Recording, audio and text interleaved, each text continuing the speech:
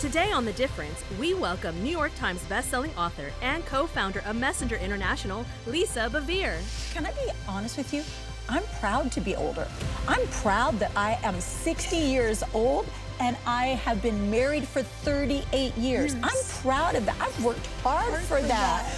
Join us as she dives into her latest book, Godmothers: Why You Need One, How to Be One.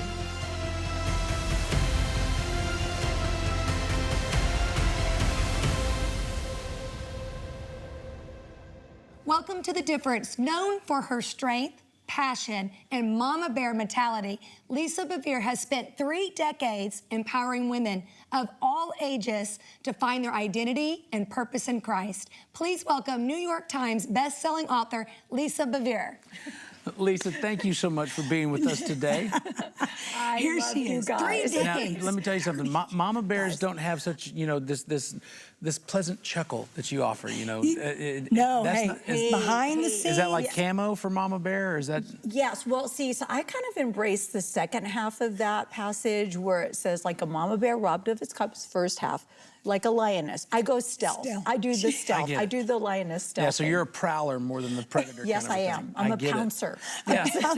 Well, speaking of things that you pounce on. Yes. One of the things that has drawn Kendall and I to you and John is your desire to see needs and meet them. You know, whenever we've been around Messenger International and had the opportunity to participate in your ministry's effort to evangelize the world and empower pastors, there isn't a no.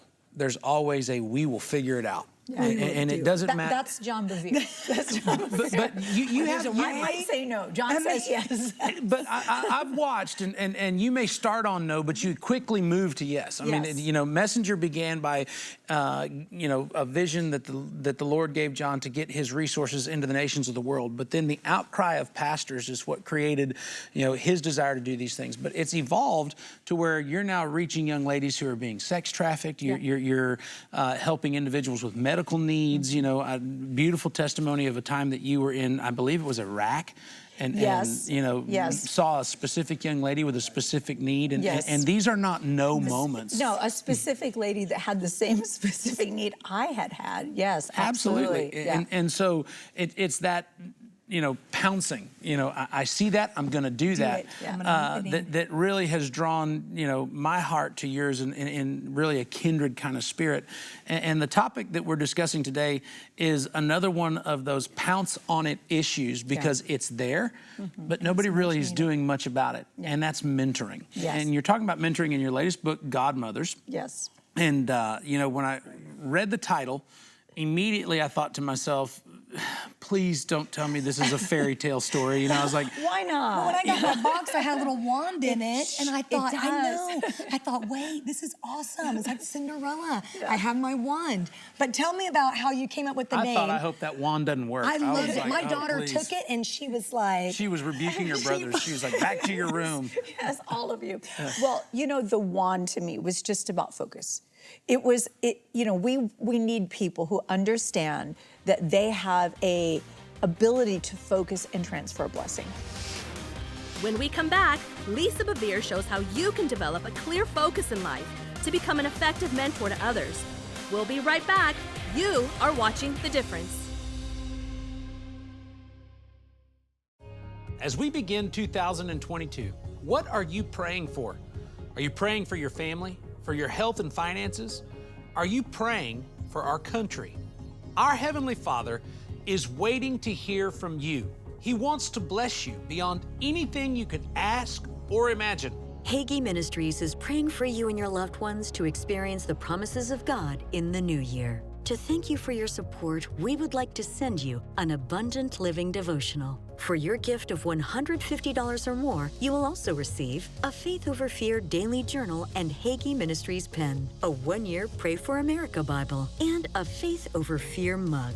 Share your hopes and dreams in prayer and see the Lord perform miracles. His word has the power to restore your life. Send your gift today. Call the number on your screen or visit jhm.org/newyou. We have to be a people who understand we have a clear focus. You think, well, okay, that sounds great. But see, focus is so important because it multiplies any and every capability on your life when you focus. God has entrusted each and every one of us with a specific talent. And it is time that we unearth that talent that got buried in the middle of COVID. You know how everybody kind of was like, oh, wow, so COVID changed everything. No, COVID changed nothing. God has a plan for your life. It is a plan for good and not for harm. It is a plan, a hope, and a future. God is not up in heaven nervous about COVID. He had a plan before COVID, and that plan that was before is the plan after COVID. And we need to stop looking at the darkness of the tunnel, stop reading the graffiti that everybody has written on the walls of that tunnel, and look for the light at the end of the tunnel. We got to prophesy our way for it. But that is going to require focus. Focus. Yes, we live in this huge world with so many things going on, but if we can focus on what God really has for us in our lives and in that time, then we're going to be good. We're going to be on that right path. So that was really big. I needed somebody to tell it to me. It seems so simple, but sometimes you need it to be like slapped in your face in order to really understand it. So I really appreciated that. We're talking about godmothers. Wow. How do you find, okay, I'm 42, and I can be a mentor to somebody younger than me, but I also need somebody older than me. Yes. How do you find someone that you trust, that you're going to confide in without getting burned? Well, I think first and foremost, it's always going to be a risk. You need to know that. But you need to find that woman that's ahead of you on the path. She may not even be older, but she might be more experienced. Can I call a timeout? You said something. No. But there's something that was just a nugget right there that you can't fly by. That is like a picture of gold. You can't miss it. You said on the path. Yes, not every woman is on your path. Same That's path. true. It's true. Not every woman is on your same path. Yep. So if you are a woman who is looking for mentorship and direction in motherhood, you got to talk to a mother. On a different path. If you're looking for someone in a career, you got to look for somebody in that career. Absolutely. You know, you have to find marriage. them. Marriage. You know, I mean, absolutely. I talk to people all the time. I've got a life coach. Well, who are they? And none of the qualities of that life coach line up with the life that you want to live. Right. You know, it's like having a morbidly obese physical trainer. Sorry, you don't qualify. You know? Yeah, so you find that woman and you say, and here's I think what happens. We've made things so inorganic. Yeah. We've made them so sterile. We don't say, hi, will you do a 13-week study on how to be a better wife? You just say, I love the marriage that you've built. Has somebody written that? No. Oh, well, maybe. No, I bet somebody has. I bet somebody has. I shouldn't say no. I need to shorten it 4 weeks. But you just say, can my husband and I spend time with you and your husband? Mm-hmm. Or can I go for a walk with you? Because if a woman feels like she doesn't have the time to do something, she'll be intimidated and she'll say, I just can't do this. You know, so what you want to do is you make it organic. How can I want to learn from you? I don't want to be a burden. I need someone like you. I admire your life. Same thing with motherhood. Say, questions or whatever. Kendall, you can always come to me because I'm for you. So you want someone that's committed to your growth, that is not against where you're at, isn't like, I love Kendall, but Matt. No, I mean somebody that is for your marriage. You want somebody that is for you. Yes. I love you already. That is for your union. You don't want someone that is immature because immature people choose size. So you have to get somebody. And then the older women, this is the other thing.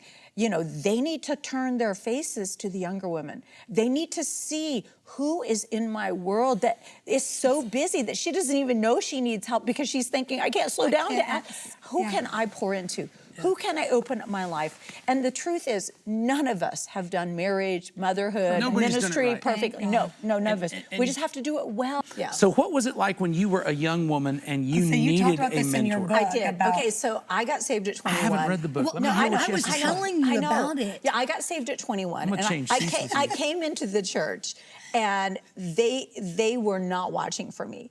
I mean, I kind of was under the false impression everybody was praying for me out of the kingdom of darkness into the kingdom of light. I kind of thought when they saw me come into the lobby, they'd be like, daughter Sister, of the Most High, I'm gonna come. share my wisdom. But Bring they were the like, ring, bring wait the a robe, minute. kill the calf. Does she have double pierced ears?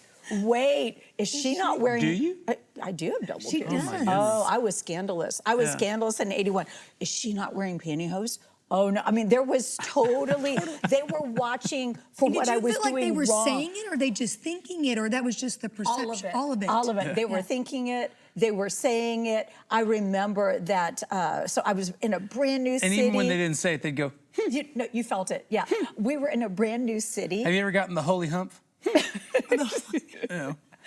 I probably have gotten that multiple times. I think I might still get it. But I remember I was in a strange city. I'm from a little dinky town in Indiana. And now all of a sudden I'm in Dallas, Texas. And my mom called somebody and said, my daughter is there. She is all alone. She doesn't know anybody. Could you reach out to her? And they full on told my mom, no, your daughter has a seducing spirit. And my mom said, okay, get it off of her. Get it off of her. I know she's a Christian now. I don't think she wants it. And so there was a lot of criticism. There was a lot of, kind of like looking down on me, not looking out for me.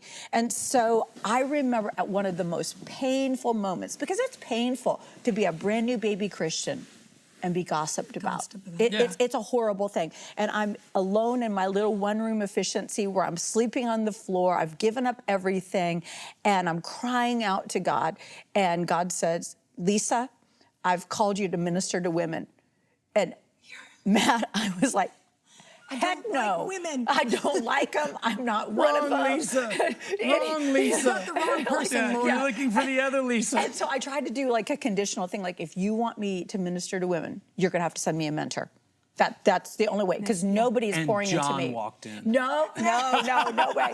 And so That's not the right. nope, that's not the right. That's not Titus. You need to help him. So anyway, what happened was 8 years I get married. 8 years I'm in a gross motel in a little dinky town. The glamour of ministry. Rockingham, North Carolina. John has locked us in. I've been to Rockingham. There you go. And John is preaching. I've traveled with 2 kids in a Honda Civic. I'm largely pregnant with my 3rd. And so John's like, lock the door. This is not a safe neighborhood. And he comes in around midnight, because that's what you did.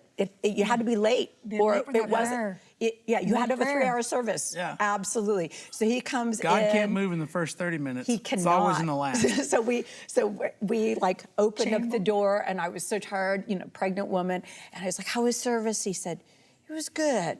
He said, but they're really, really legalistic with their women. And I said, oh, that's sad. He said, so I told them you'd do a women's meeting tomorrow.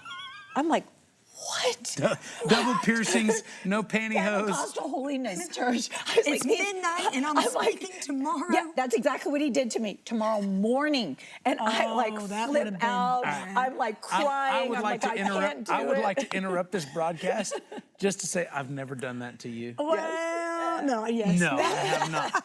No, Not in that way. John, and I had one little teeny message, and I said, John, well, at least I can preach this message. He said, no, you can't. I preached it tonight. He preached He your preached message. my message. He preached my message. So then I was like, I have nothing to say. And so he took the kids to Waffle House. I'm kneeling on the bed because the hotel is so dirty. I can't kneel on the floor. And I'm crying out to God. And I'm saying, God, I can't believe this. I can't believe I've been tricked into doing a women's meeting. And you know I don't like women. And God said, I do. I like women. Wow. He said, I created woman as the answer to the very first problem, that it was not good for a man to be alone. And I thought, okay, I get that. And I said, but you never sent me the mentor. I can't pour out what I haven't had poured in. And he said, I'm going to ask you to be that woman. And I said, I don't know how to be that woman. He said, actually, you do. He said, everything you wish another woman would have been to you these last 8 years, you begin to be.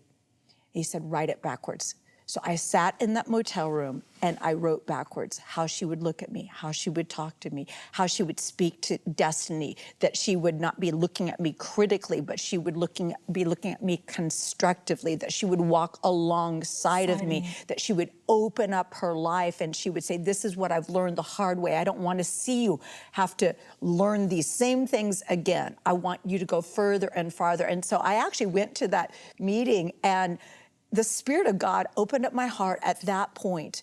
And he said, you tell the women they're an answer to be embraced rather than a problem to be controlled. Wow. And so it shifted everything for me. And this is what I saw. And a lot of people don't like maybe understand this, but what I saw in that moment when I was praying was this chain coming down from heaven. And when you think of chains, you think of captivity and bondage, but this was like a necklace. It was something beautiful. And then it stopped, and then there was airspace, and there was a single link right there. And God said, there's a gap. There's a gap between the generations. And he said, for you, there's not going to be a mentor. He said, but I don't want a mentoring of pride. I want mothering of brokenness. See, mothers will lay down life to bring forth life. Mentors tend to reproduce themselves. When I had Addison, you know, you guys know Addison. He's way smarter than I was at his age. I didn't say, oh, I want Addison to be me. I said, I want Addison to be better. I want Addison to be wiser. I want him and Julie to do parenting well. I don't want them to make mistakes for the first 8 years and then finally figure it out. I want more for them. And that is the way mothers are. And God is raising up mothers, and mothers are not in competition with their daughters. Stay tuned. After the break, Lisa Bevere explains how a good mentor can affect future generations forever. You're watching The Difference. Here at Hagee Ministries, we're excited to announce our digital web platforms that provide you with live streaming services, special messages, and series, all through our video on-demand applications. Our Hagee Ministries channel app is now available on Apple TV, Amazon, and Roku streaming platforms. You can also watch our services live on your favorite social media channels, including YouTube, Facebook, or online at jhm.org/watch. This story, it's one of my favorite stories. I used to act it out with my boys when they were little. I would put Addison on the bed. He had to be blind Bartimaeus, and then Austin was Jesus, and then I was the mean crowd. And he would like yell out, you know, blind Bartimaeus hears that Jesus is exiting Jericho, and he knows he needs a miracle. And so he begins to cry out, Jesus, Son of David, have mercy on me. See, that was a revelation right there. See, Jesus, Son of David, was declaring Jesus the Messiah. Everybody else was saying good teacher. Everybody else was saying rabbi. But he was saying, Jesus, Son of David, have mercy on me. And the louder he cried, the madder the crowd got. They were all like, shh, be quiet, be quiet. So I was the evil crowd. Quiet, quiet, quiet. And then Addison would be like, Jesus! He'd just keep yelling louder and louder. And then scripture said that Jesus stopped and he called him. I want you to know something. The people trying to silence you are not the ones with your answers. You need to stop arguing with the people telling you, don't bother the master. Oh, Jesus doesn't heal anymore. Jesus doesn't stop for anybody anymore. Oh, Jesus, he's dead and he's resting in heaven. Don't pray and ask him anything. I don't know what they're trying to tell you. I don't know if they're telling you that God is not good anymore, that God is mad at America. I don't know what they're saying. But don't argue with the people that don't have your answer. When they tell you to be quiet, you just keep yelling louder for Jesus. In today's culture, with the cancel culture and everything else, if you don't agree with what's said in the media or with what everybody's posting on Facebook, it's almost better to remain silent. And so it's nice to hear that you need to remain focused and don't be distracted by all the things that you hear and you see on Facebook and Instagram and every news station you turn on. And God has a plan for us, so we just have to stick with the path and go for help. Most women want to train their husbands and love their children. No, that never happened. I know, when we first got married, I almost was like, okay, we started having kids. I thought, well, Matt is another one of the kids. I'll train him as I train my new. I would tell her, I am not your fifth of 4 children. I am the one that gave you children. I think you just get into a rhythm, and that's what you... Totally. We would have to have this conversation. Well, well, and I can't say that it's her fault. because sometimes mom is like an emergency room technician. It's triage. Yeah. You know, fix one this, stop here. that, don't do this, change that. And then you're just in such a machine gun moment that you look at the taller child and you're like, what are you doing standing there? And I'm like, whoa. You know, jurisdictional shift here. You know, but, you know, as you're talking about Titus, and Titus 2 is the text that, you know, the New Testament gives a command to one generation of women, they must train. That's not just a gender isolated issue. No, it's throughout the Bible. The Bible speaks over and over and over again about one generation training another. The reason that God chose Abraham is he said, I have known him, that he would teach his children my ways. That's one of my favorite things to preach on, because when you ask a crowd, why did God choose Abraham? He has no kids. Yeah. He didn't listen to him. He takes It's not Lot. like Abraham wrote an essay and said, if I were the father of all nations, this is what I would do. And God was like, you win the application. No, it's because he knew he would teach and train his children. And I think that's something that you and I, like our family is connected, because we want our kids to go further and farther. Yes. We want them. But this gap exists. And for me, I wrote this book because it's the book I wish I would have had when I first started out my journey. And that's the question that I wanted to ask you. You know, you made a statement just a few minutes ago that I think is very honest, and it's something that needs to be heard. When you look at the older women, you said that I would not dare call you. I would not dare. I'm 60. I would not dare call you an older woman. I'm older. Can I be honest with you? I'm proud to be older.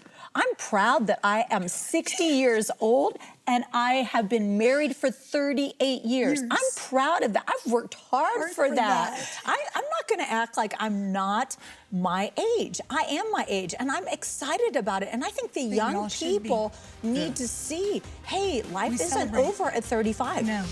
Right after the break, you will learn how to change the course of life for an entire generation. Stay tuned. You're watching The Difference. The life of a child is precious in God's eyes, and the gift of life is something you can become a part of today. We at Hagee Ministries are offering you the opportunity to change the life of a child and mother by becoming a legacy partner.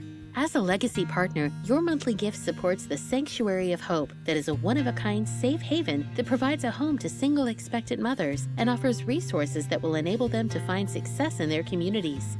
The Sanctuary of Hope exists to provide a loving, safe environment where both baby and mother can receive the education, care, and hope they so desperately need.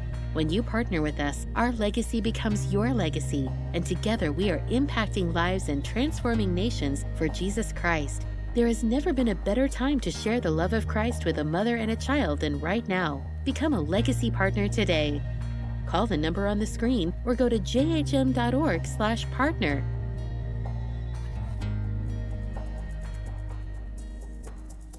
Lisa, when it comes to making a difference, the Bible teaches that if you save one life, you've changed the world. When you saved the life of baby Moses, you changed the world. When you saved the life of Jesus, and you know he's not able to be harmed by Herod, you've changed the world. How have you seen life changed, or the world changed by just one life? You know, I feel like my spiritual father, James Robeson, you know, his mother was raped, and she made the very courageous choice to keep him.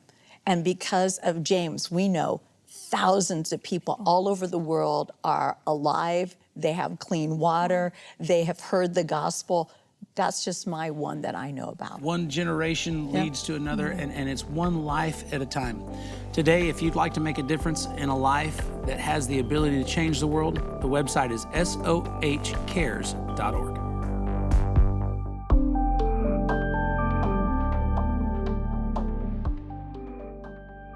It was absolutely amazing how God allowed them to have such wisdom at their young age. When you know your calling and you walk in that calling, all we have to do is be concerned about what God is concerned about. And that's what I love about it. It's something that I get to deal with a lot as a pastor.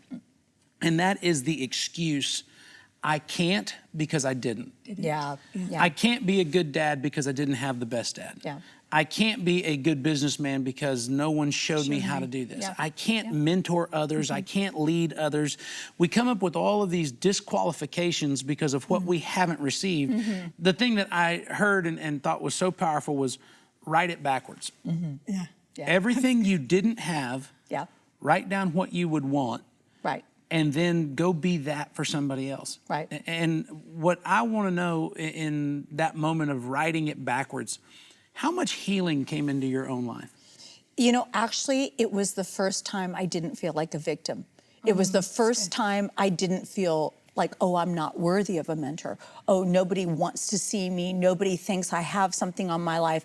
It was one of the most empowering things. You know, the Message paraphrase talks about this moment that changed with our father of faith. It said that everything changed for Abraham when he gave God permission to make somebody out of a nobody. And that is us. We pour out of our brokenness. We say, all right, God, I don't have enough, but you are more than enough. And I feel like right now we have a culture that's like, I'm enough. No, you're not. You are not enough outside of God. And we are not enough in isolation. We need community. We need connection. We need direction. We need correction. We need one another. We're part of a body. It's like I'm saying, I'm enough. No, you're not. So we need one another. And so it was the shift for me. There's an amazing quote. I think it's by Gabriel Roth, who says, when you set people in motion, they heal themselves. And he's a chiropractor, but I'm thinking of it, hey, when I tell you, you're not a victim. And you don't have to know everything to do something. Speaks to that very thing. You know, you set things in motion, people heal themselves. As a chiropractor, you may physiologically think that's, you know, profound, but the Bible said, work out your own salvation. Well, and it even says, as they went, they were healed. Set your salvation in motion. You know, faith without works is dead. Whenever you do these things, do it, you know, because it's what God wants of you, and then allow Him to reveal Himself to you through that plan. You know, the first time you shared this message that women are an answer and that they're, you know, something that is God ordained and embraced. It's interesting to me that you were sharing it at a very legalistic church. You know, my father grew up in legalism. It's rough. And well, it's one of the greatest things you'll ever get over. To watch the full, uncut version of this program, download the Hagee Ministries TV app. Available on Apple TV, Amazon Fire TV, and Roku devices. Thanks for tuning in to The Difference. I would like to thank our guest, Lisa Bevere, for coming today and sharing her story about how God encouraged her to be an answer for others. I want you to know that God has the same message for you today. You're not here by accident. You're here for a reason, to make a difference in the life of someone you know, or maybe you haven't even met yet. If you'd like to find out more information about Lisa's materials and how you can connect with their ministry, I encourage you to go to lisabevere.com or messengerinternationals.org. I also want you to know that the book Godmothers is available wherever books are sold, and you need to get a copy for yourself or someone you know as a gift today. If you're looking to make a difference in the life of another young lady or someone that needs to have a solution in a difficult time, I encourage you to go to sohcares.org or jhm.org/sohcares. I also want to remind you that you are a difference maker, and that with the grace of God and His peace in your life, He has a plan and purpose for you that can change the world forever. Thank you for joining us today. We look forward to seeing you again very soon here on The Difference.